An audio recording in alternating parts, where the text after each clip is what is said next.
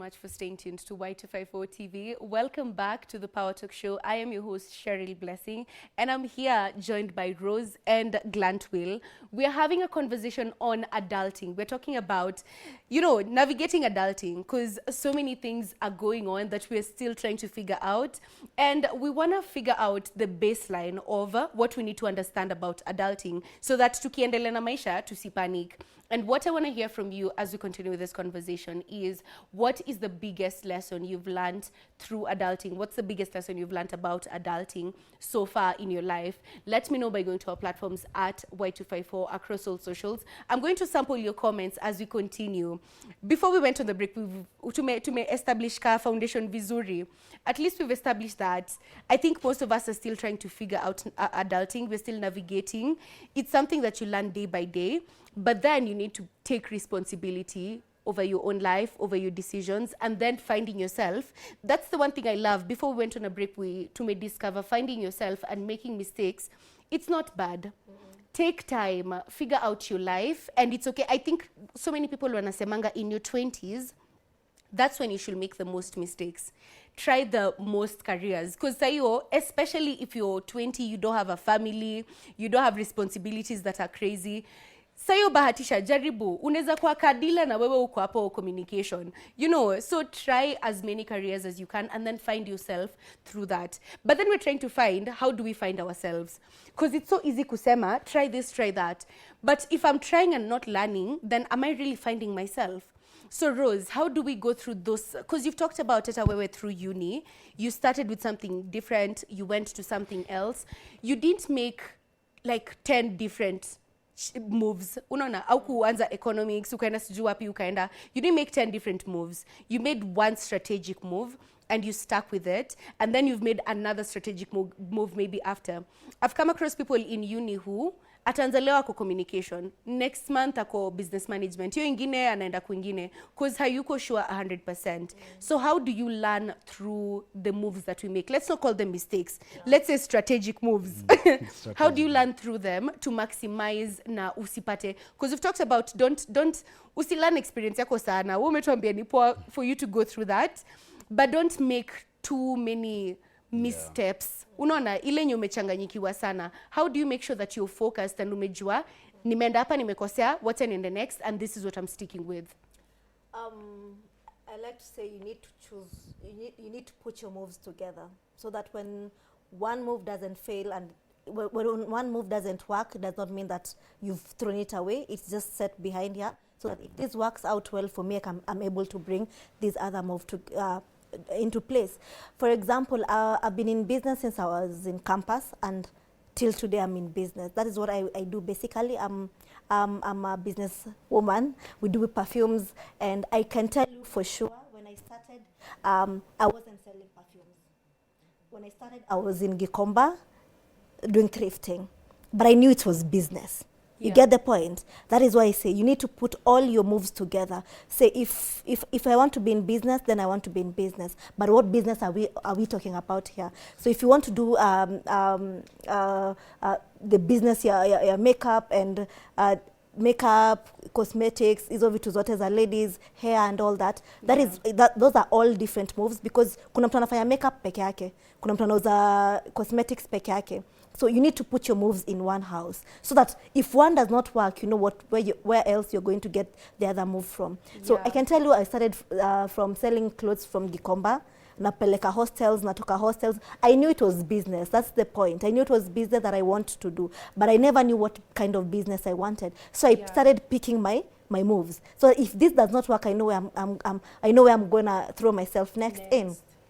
So tukamaliza Gikomba, it didn't work so well for me. I started selling other things, vitu kama earrings, it was a fashion and jewelry. Nika realize it's also good. But let me tell you, till today, this is the first year when I started selling perfumes. And let me tell you, this was the last move I'm probably gonna make, because I've already tried more than 7 moves and I've seen them not working for me. So I have one last move here and it's working for me. So what actually happens is, if not this perfume move is working, I can bring the rest of the moves together. You get? So I can bring other things together for them to work under one house, because I already know what I wanted. You get? So the moment we tend to move from here and there, here and there, here and there, you lose connection to whatever you want as a person. So the moment you're growing up as a person and you're in your 25 years and you're like, what am I supposed to do? I want to do journalism. Even if you're brought today on a seat like this, as he has said he was doing communication, he can speak well. He's not probably doing anything about communication. But if a move works out right for him, he's probably gone in a good place. So you need to learn to make your moves together. And I think I love that, because now that's strategic planning for real. Exactly. It's like you're playing a game of chess. Yes. You know, and you're saying, I want to become the king. Yeah. And for me to become the king, I have to go through this, that, and the other. Yeah. And I might have to explore 5 different things, but the end goal ni hile. Ile ndio unajua ni Hiyo ndio gani. unajua penye unaenda. But sasa, that takes wewe kujijua. Lazima umesema, mimi kama Cheryl, this is what I love, this is my passion, this is who I am. So Glantwill, uliniambia, you've told us an interesting story of you doing set books. And I think the one thing I love about your set books ni, first you have to cram a lot, you have to read a lot, and then you're traveling to different places. Yeah. So how did you find yourself? Because at first ulikuwa unasema, won't kwa TV. That was it. That was the end goal. Watu uko najua kwa TV. And you know, so many people don't even know kuna so many roles in TV. Exactly. Wanajua tu mimi nataka kukua kwa TV, the end. But then how did you get to a point of realizing, beyond me being on TV, I want to do so much more in the field of communication? Ilitake wewe kujijua. So what was that journey like ndo ukafika point ya kujielewa? Wow. Again, you're taking me back, and it's good. Yeah. So at first, I knew I wanted to be on TV. I knew I wanted to be on TV. And I didn't know exactly what I wanted to do on TV. Because if you asked me at that time if I wanted to become a news anchor, I didn't even know who a news anchor was at that time. Now I do, but I didn't know. I didn't know there's a whole production team that does A, B, C, D, Z behind the camera. Because that's not the kind of exposure I got when I was growing up. Yeah. But what I grew up to see was I could see people on screen speak. And I'm happy, and I thank God that today I'm actually on TV. Yeah. Speaking, I know. You. Like, the inner child is so proud. I'm like, Mama, we made it. Yeah. So this is the thing. Just like you're saying, you have to look within yourself. You know, we say you're not calling them mistakes, but missteps, or you'll take steps that eventually should lead you or guide you to what will be the end goal. Exactly. Yeah. When you talk about me being, or rather me doing set books, that's theater and film. Yeah. You know, that's theater. Yeah. And then it brings the aspect of film. And you see, this was creating a possibility of me being on screen. Yeah. And I didn't think of it in that manner. Yeah. Later on, I grew up, and then more social media platforms arise, and I find myself in those spaces. I'm vocal, I find a niche, something I want to talk about, and it sets me out there. Yeah. And courtesy of this, I still find myself back on the screen. Yeah. You know? So that means already that thing was actually there. Yeah. It's just that I'd not figured out exactly what it was. That's and true. what led to this, probably, not even probably, but what led to this phase, or rather to this step that we're in today, where I'm actually on TV, is the fact that I kept my interest. Yeah. Though I left set books, acting set books, went to uni, did something that's not related to media, but when I was done, I found myself still going back to what is related to media. Exactly. Yeah. And I will tell you for free that even when I was starting, I still didn't know that this, what I am doing, is what will lead me there. Yeah. But in the process of me continuously doing it, nikiendelea kuifanya, and now me being able to identify that this is what I'm good at, because what I talk about mostly is a matters relationship. Yeah. And nikakuja discover that if I was to be on a TV show, I'd probably run a show that talks about relationships or talks about real life issues. Yeah. So already nimeanza ku identify where I would fit in on a TV. I would not be a news anchor, I would not be a broadcaster, but this is the kind of a segment I would actually run, you know? So basically, hiyo inani lead to, unaona zile steps nilikuwa nafanya hivyo, 1, 2, 3 hivyo nikikuja hadi juu. Because again, unaona ile part nilikuwa na cram ya set books. Because of course you have to cram the words, the lines and all that stuff. Ina bring aspect ya creativity. In the event that you will miss a line, you have to be very smart. To know what to say next. Yeah, to know what to say next. Because wezi ambia crowd ati ngojeni tu kidogo nimesahau line, let me check Unaona? Yeah. So unafaa kuko able to fix a line pale very fast. Yeah. And you see what we're doing now, I said I'm a content creator, the aspect of creativity kicks in. Yeah. So it started from way back. So it starts from there, in a grow until you get up to this point. I love that. Na hiyo venye umesema, you have to stay with your dream. Yeah. You have to know this is at the bottom of it, kwa roho indo nataka. Yeah. So let me build on that. Even though you do other things, keep your passion. And I really love that because at least now we've touched on career and finding yourself through the career, because I don't think there's any right or wrong path. Unaona hata watu wameandika self-help books. Nisikudanganye, even our parents are still figuring out life day by day. Every single person. But then let's talk about relationships. Even before we get into the deeper relationships, let's talk about friendships. Tuende too simple. Sitaki kuingilia maneno ya mapenzi. Friendships tu. Tuanze polepole. Tuanze polepole. Hey, relationship mapenzi tutalia hapa. But you know, adulting and friendships, atuko expect yo I don't know. Let me read some of the comments you guys have shared, and then I'll ask our guests here to tell us about how they're navigating adulting and still maintaining their friendships. So swali yenye nimeuliza, at first I asked you what's the biggest lesson you've learned from adulthood, and then I've asked you part gani ya adulting imekuhit the hardest. From Facebook we have Levinix Miracle amesema bills manze, alafu landlord wangu ni mtu mlezi sana, anakaa tu kazi kunitegemea, aende afanye kazi pia yeye. But you see the job yake. No, hey, Levinix, tebu kuwa landlord wewe, tumesha kumanifestia. Deno amesema have learned that as an adult unaweza kosa hata 10 bob. Hiyo niko pamoja. Unaweza kuwa na kwanza hiyo 10 bob. Kesho hakuna na ujui ilienda aje. Then we have Klena Chade. I hope I've gotten that right. That's a very complex name. Amesema sasa ukianza kulipa bills ndio unaanza kurealize wazazi wako walikuwa wanapitia nini. Sahi wewe ndiye yule uncle mstingy. Hata kujilisha na kujilipia nyumba ni kujaribu bahati tu. For real. I feel like we've become those people who were like, I know you uncle wako aje. Mbona anafungiwaga nyumba? Yo, unashindwa form gani? Ama wanasema ati ya kwangi hard working. And then let me tell you the funny, kwanza hapo bills. No one tells us that bills are there and they grow as you grow. Yeah. They, like, yo, leo nalipa 20k ni sawa. Next year ni 30. The next 40k. It's so crazy. I don't know if we have any more comments from there. Julius Murega amesema lonely. Being lonely ndio imekuhit the hardest. Woi pole Julius. Donald Oyuge amesema manze nilianza mjengo nikiwa 16. Kila kitu iko juu yangu. Hoping to make it one day. You're gonna make it. Naomi Gadira amesema kukosa job manze, it's really draining. We totally get you. Maura Wandungu amesema kitambo nilikuwa nadhani watu hawakulangi lunch ni maskini.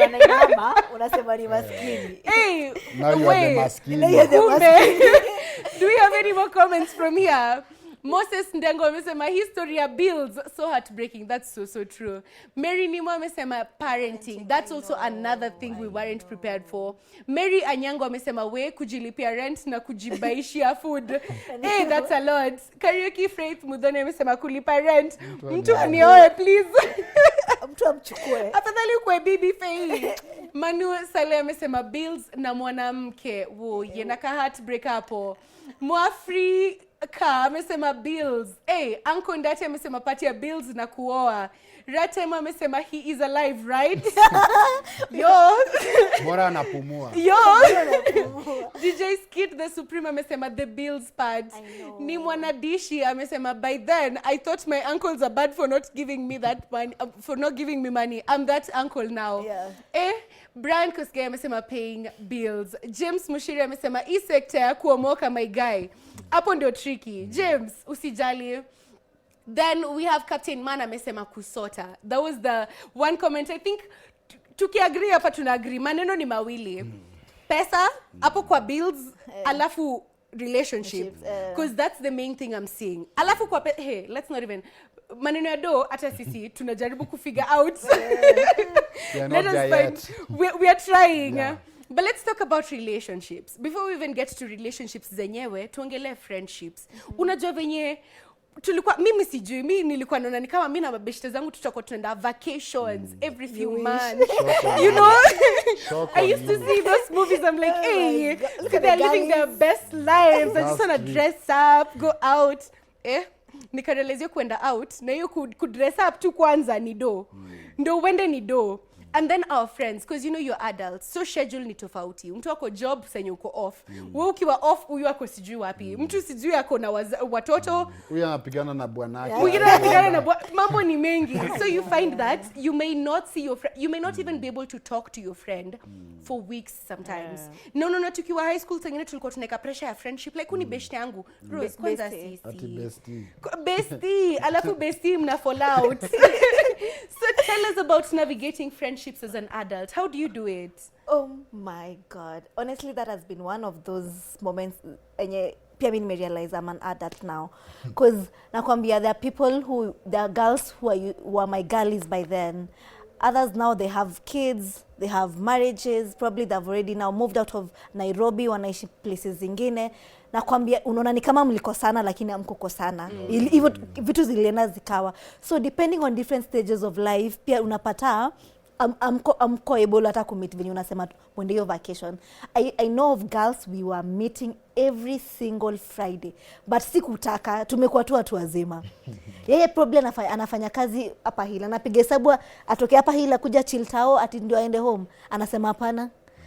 Ni atoke hapa hila all the way mpaka home apumzike juu Saturday yako kazi. So depending on different stages of life kuna watu wenyewe tu mnajua nyinyi mko sana lakini kale ka bond kame break kidogo. Alafu also another thing nimerealize ni depending also on financial status of friendship zenu ndio zinawakip pamoja sasa. Kwa sasa mmekuwa watu wazima na bills ni normal. You've seen those girls, ile meme fulani ya ladies where bill kileto unaona kila mtu amechukua simu anafanya 14,000 divide by 5. Juu lazima idividiwe by 5. So kama kuna mtu mwenye anajua hata dividika by 5 hata kwa table. So some friendships are broken or not even saying basically broken but zimeenda tu chini kwa sasa mna outgrow each other. Actually the word is also outgrowing. Mna outgrow each other. Kuna msemo mwenye ako mbele sana, mwingine bado sasa ndio ako na ball, wewe unataka kwenda sherehe, utaenda sherehe na mtu utaenda. Mwingine she's nursing so uta manage. Another one is on inaitangwaje ya pattern ya for men, ako break yake huko anaangalia bibi, amwezi patana. So as adulting comes you realize only friends we are in the same group ndio mtaweza kumanage. Otherwise ni kidogo tricky. Na it does not also mean that you guys don't love each other anymore. Just that you've outgrown. Na pia tumekuwa watu wakubwa. I like that. Now let me toss it over to Glantwil. Uongeze because I see you have a point to add on that. Tell us also, how do you make friendships? How do you make friends? Because unajua hiyo ndio kitu kingine tulikuwa tunadhani ni rahisi, but then as an adult it becomes harder for you to make and maintain new friendships. I think at the moment, right this second, and this is the honest truth, I make friends based on need. I know if I become friends with Cheryl, anakuwa na do anaweza nikopesha anytime nikikwama, yako sangi do anaweza amesha kwa adult. Anaweza nirushia 10,000. Niko friends na Mike Jumaik, tukiendanga ma deals ama yeye anasikianga hizi ma brand deals sana anaweza ni mention. So I'm friends with so and so. So it's basic I make friends based on need. Saizi si more of mse anakuanga ni mse tu mtrue unajua vibes ni poa. I'm the realest one kwa hiyo. Honestly I'll be lying if I say that's what I'm using to base my friendships right now are based on intention and need.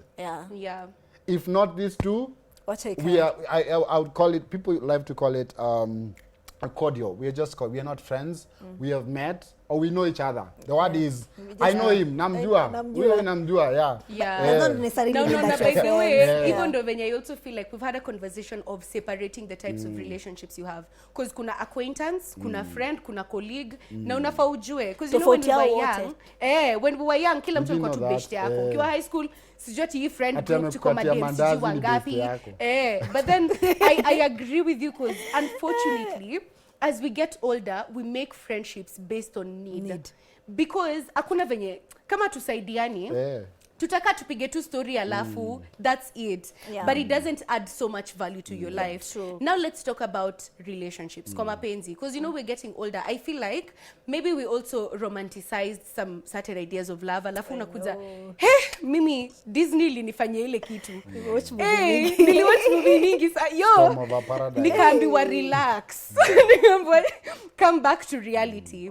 Let's talk about that, Rose. Navigating relationships, and you first of all finding yourself, because in relationships you have to know what I want, what I don't want, what I'm willing to stand for, and what I'm never going to compromise, and then finding the partner you want, because ukianza ulikuwa unasema 6 foot, 6 pack, tall, dark and handsome. Saizi una realize brains come in handy, morals ni muhimu. Tell us about that. How are you navigating relationships? Bwana hiki tu si rahisi. It's not easy, but let me tell you, with time you tend to learn what you also want with different faces and una experience as life. Tukigrow up, acha nikwambie, ulikuwa unadhani mtu anafaa tu akuje tu kwa nyumba akue mtu wako. Umeget? Kwanza if for a guy they used to think that you just marry, so you just go pick a lady from somewhere because I love her, I love her. So unamleta nyumbani, unakaa tu na yeye hapo, mnakuwa friends, mnaishi maisha, mna maisha inaendelea. Then you realize, oh my God, it's not even what I thought. So if I'm in a relationship with someone, I also need to grow personally. I need to grow in terms of, nisifai kukuapa the next 10 years juu tulioana na wewe.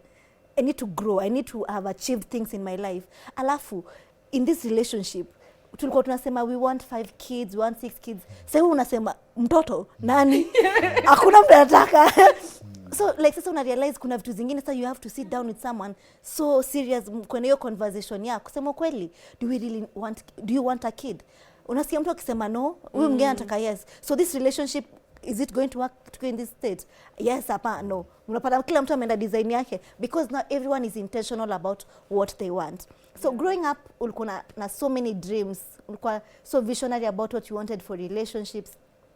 Lakini ukipiga hesabu sahi unataka ule mtu mwenye if love is not in the house, what is in the house? Your brain is here, you care about me and you love me. So it means that hata kama mapenzi imeenda chini kidogo, kuna ile tu humanity between us, can we handle each other? The people who unapata wanapigana kwa nini? Not that they don't love each other, but sasa you're caring about each other is very important. So as much as when what adulthood and maturity entails is when love walks out of the house, what remains? You get? So that's a very important thing, because if I'm in love with you, ama this relationship is working, I also need to know if love haiko kwa nyumba nini itabaki hapa. Are we able to handle ourselves? Are we able to talk? Are we able to forgive each other? Are we able to understand you also have a dream, I have a dream, and this is our dreams as two people, and we work together towards them? So when we were growing up, we had dreams. We had a lot of movies tumewatch. Tulicheza kalongolongo huku unaitwa mama unasikia poa, lakini sai it takes a lot for you to become even a mother. It takes a lot even for you to even be able to sit na mtu hapo for almost 10 years ama 4 years. It becomes so difficult. It's true. And I think I love that you're saying that, because hiyo ndo sasa inakuonyesha the contrast between the reality of adulting versus the fantasy of childhood. Because when we were kids, it was a fantasy. You know, tulikuwa tunaona asi kwa movies wana make it. And then I think personally mimi nilikuwa naona life ni stages. Unamaliza high school, unaenda uni, unapata job, unaolewa, na madosi just mimi nilikuwa na assume tu madosi and then money come. I just knew money was there. I don't know where I assumed money was coming from, but I just assumed, you know, you don't have to stress too much about it. Life is easy. No. But then you realize that you also have to work in relationships. A relationship does not work if you're not working. Exactly. You don't just, if ati when ni demo umekuja ati when ni mrembo umekaa tu, aita work. Glant will. What are some of those things that you're unwilling to compromise now that you've gotten to a stage where you've gone through certain relationships, you've experienced certain things and you know yourself? Na kuna vitu zenye unasema saizi, hata ukwe mrembo aje mimi sitaki hata history. As long as you have this and that I don't align with. I want to answer that, but before I answer that, you know, when you were talking, I was listening, and then you took me back. And how you took me back is when I was a kid, because we were still talking about adulthood now in relationships, is there was a couple I used to see. There was a certain man and a certain woman. Kila jioni ilikuwa inafika, giza ikiingia, they had to meet. And you know, as a child, I used to see that and admire, because they used to meet kwa giza. Oh my Nasema. Wow, after hours. Wanapendana. And I used to make sure I see them every day. And I used to say, I want to be an adult so that I can also experience this. Because this looks good. If mtu akiwa mkubwa anapata ile freedom ya tunaweza patana kwa giza. Hii inakaa kukubamba. Mimi nataka kukuwa mtu mzima. And then I became an adult. Now I have the freedom to meet kwa giza. Hata una time. But the thing that now happens is you realize that, oh, so it was not just about meeting in the dark. Yeah. There's more to it beyond just meeting in the dark. And that there are certain things I'm not willing to compromise, like you're saying, that might put me in a position where I'm not able to meet her in the dark. Because kuna vitu mimi staki, kuna vitu staki zifanyike and all that stuff. And now talking about the things I would never compromise at this particular age and time. You know, I feel like nimefika ile level ya I don't have time to waste. Yeah, I feel like nimesha grow and I'm almost naelekea kuzeeka. Okay, sijazeeka. Naelekea kuzeeka. So I don't have so much time to waste. And therefore the person who is coming in, we don't have the time to start playing games. One, you have to know exactly what you want. Are you here to be a girlfriend for 3 years? Are you here to be married in 6 months? Are you here to be a mother? Are you here to, you know, for us to just pass time? Or we are here to just basically have fun once in a while, you know? And then I look at what do I personally want. So if I want a wife, because at the age where I am right now, the thing I'm looking at is now getting a wife. So if you're not willing to be any of that, then tafadhali, songa. So we kama bado unasikia kupiga raha na nini unataka bado tukue boyfriend nini we kaa kando, you're not ready yet. Because I am only willing to be with someone who is ready to align to what I want at this particular time. So one of the things would be basically, what is your intention? Are you ready to settle? Are you in line with what I want at that particular time? And that one of them is basically intention. Are you ready to settle? The other thing is, I want you to be somebody who has figured yourself out.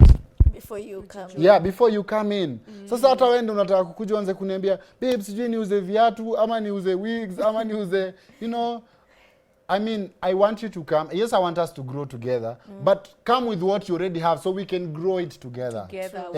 So mimi ndio nianze kuambia, instead of planting maize, plant a bean. These are things I want us to do, yes, but after umesha kuja na uko na kitu already that's going on with your life. I don't want someone, and this is not coming from a point of, I want you to come and we do 50-50. It's from a point of, I don't want you to be lazy and the whole time the only thing you're thinking I'm doing is I'm texting other women. Like, you need to do something with your life. What I'm basically telling you is you have to do something with your life. You need to have a purpose. Because an idle mind is always a devil's work. Utaka tu hivi unasema, obviously yako na girlfriend wa kazini. By the way, even though benye mtu anakuanga na time sana ya kuanza ku overthink. So let me cut you short kidogo to let me read the comments, because I see that time kidogo inatupita and I still have one question that I want us to tackle. And nilikuwa nimeuliza, what's the biggest lesson you've learned through adulting, from adulting? What's the biggest lesson that adulting has taught you? Vincent Oguto ametuambia respect. I love that answer. Hani Mogari amesema, you have to accept the fact that sometimes life has its own challenges that you should learn how to endure them positively. I love that. Nelson Mwendi amesema self-acceptance, and also David Dewak amesema self-acceptance. That's so good. We have Benjamin Mugo amesema respectfully understand and humble. I think you have to be respectful, you have to understand people and be humble always. I love that. Alin Kin amesema nothing is permanent. That's true. Julius Murega amesema never depend on anyone. I like that. But sasa, Julius, yo si nini ya mwanamme. I don't know, me, kuna watu mamangu, yo. But dependency is there. It has to be there. You have to have at least one person. That's what I think. But there's something that you told us earlier when we were talking about pressure. Maisha iko na pressure, sisi tuko na pressure, tunajiwekea pressure.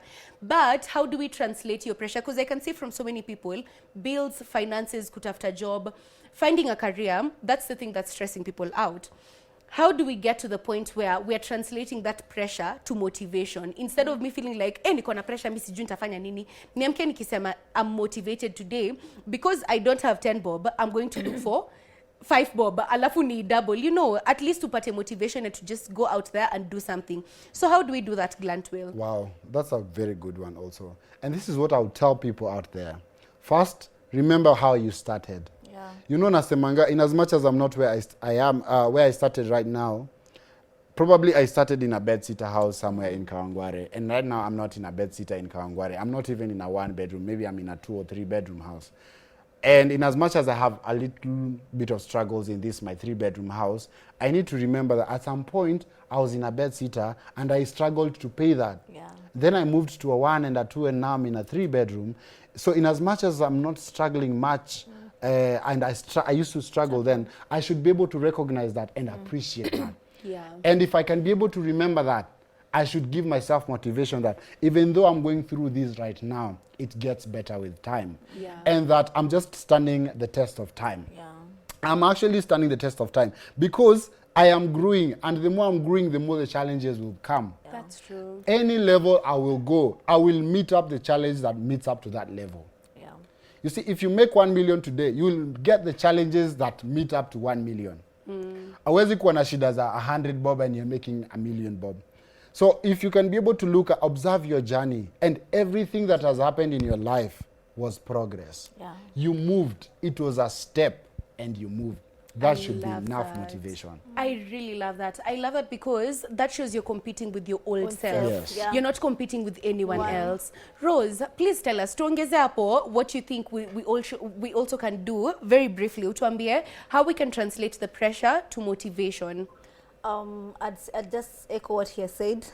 Yeah. Gratitude, being able to be grateful for everything that has happened with you as you've walked in your journey. That is one. Second, I'd say what I've learned about life and learning how to tune the pressure to become a motivation is your ability to understand each day at a time. Each Yeah. day at a time. As long as I'm not moving backwards, I'm moving forward, I'm okay. I love Yeah, that. as long as I'm moving forward, I'm good. Because the moment you start looking back and realizing all the things that you've left behind, una realize nimesonga, so twende tukiendanga. Tuendelee. I really love that. Yeah. Rose, tebu tuambie pia where we can find you on social media before we wrap up the conversation. Okay, I'm Rose Mbinya on Instagram, TikTok, and Facebook is Mbinya Rose, Mbinya_Rose, and on YouTube is just Mbinya Rose. I love that. Yeah. Glantwell, tebu tuambie tena tukufollow.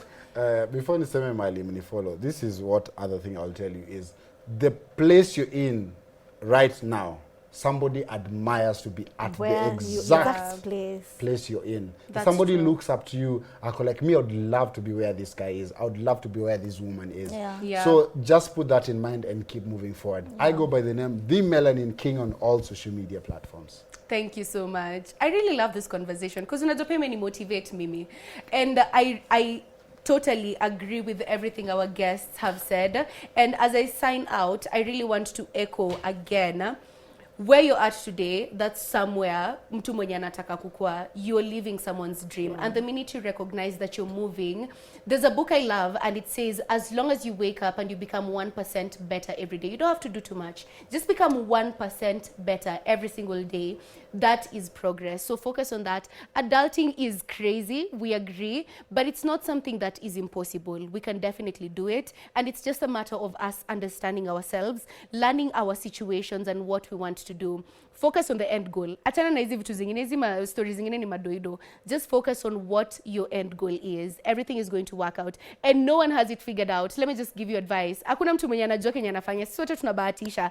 There's some who have more experience, more resources, but it doesn't mean they're doing much better because we're all figuring it out together. As long as you're getting 1% better daily, that's all you need. That's it for me for today. It's been a wonderful, wonderful show. Thank you so much for staying tuned, sending your comments. I hope you have a lovely rest of the evening. This is the Power Talk Show. We're going to have a repeat of this tomorrow between 1 and 2 p.m. And we'll be here every single Thursday between 7 and 8 to go live. So go on YouTube as well if you want to look at other videos. And that's it. Have a good night. I'll see you next week.